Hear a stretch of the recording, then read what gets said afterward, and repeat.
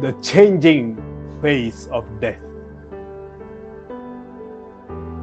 Dear friends, the fifth Sunday of Lent invites us to reflect on an important aspect of our life, nearly death. We are born to die. Once a person is born, that person is bound to die. This is a common understanding of birth and death. The Gospel of today, taken from John chapter 11, verses 1 to 45, invites us to look at these realities differently. On hearing of the illness of Lazarus, Jesus' friend, his response seems to be different from the ordinary response. This illness does not lead to death. It is for the glory of God. Jesus sees beyond illness and death and sees the glory of God. It is already an indication that in Christ's view, death has a different meaning. Again, when Jesus encounters Mary, the sister of Lazarus, she expresses her conviction that her brother will rise again on the last day. Jesus says, "I am the resurrection and the life. Whoever believes, though he die, yet shall he live."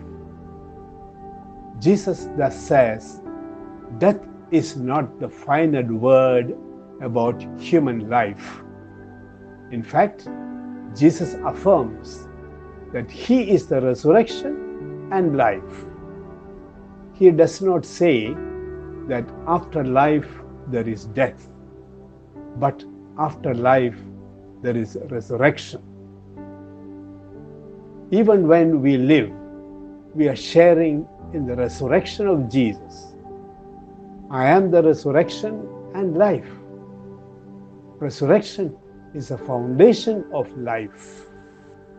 But this does not liberate us from the challenges of life.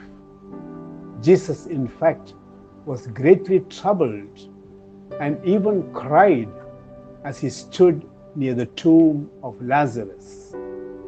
But Jesus goes beyond his deep pain and says, "Lazarus, come out." The man who died came out, but his hands and feet were bound.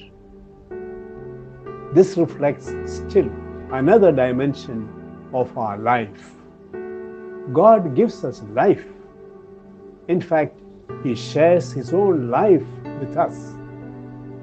The human anxieties and fears, our weaknesses and sins, bind us and prevent us from witnessing to the God-given life in us.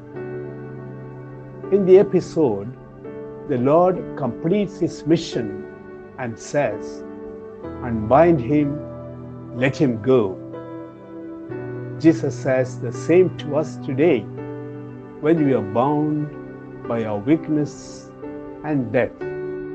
Jesus completes his mission in us too and sets us free from our bondages to live our life fully.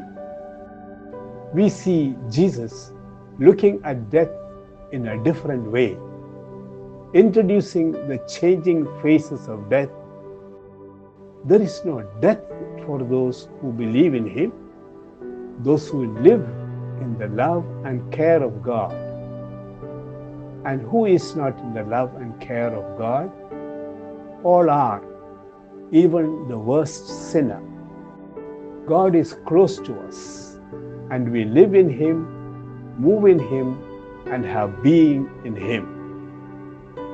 Helen Keller, inventor of the Braille system for the blind, says that death is like passing from one room of the house to the next. St. Paul compares death to the twinkling of an eye. Tagore, the Indian poet, says, "Death is not extinguishing the light, but putting the lamp aside because the day has dawned." We have also fabricated many falsehoods about death. But in the eyes of Jesus, there is no death. Those who believe in him will not die. In the first reading of today from Prophet Ezekiel, chapter 37, verses 12 to 14, the prophet says, "And I will put my spirit within you, and you shall live." The Spirit of God is our real life, and the Spirit never leaves us. Hence, Paul looks upon the face of death very bravely and differently. So, we do not lose heart.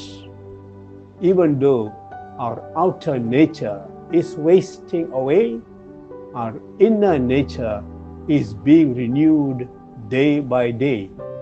2 Corinthians chapter 4, verse 16. Death is renewal. With these changed faces of death, which we accept in faith, it is absurd for a Christian to live in fear of death. We live our day-to-day life facing its challenges with confidence and faith, because the source of all life, the Spirit of God, is within us. May God bless us all.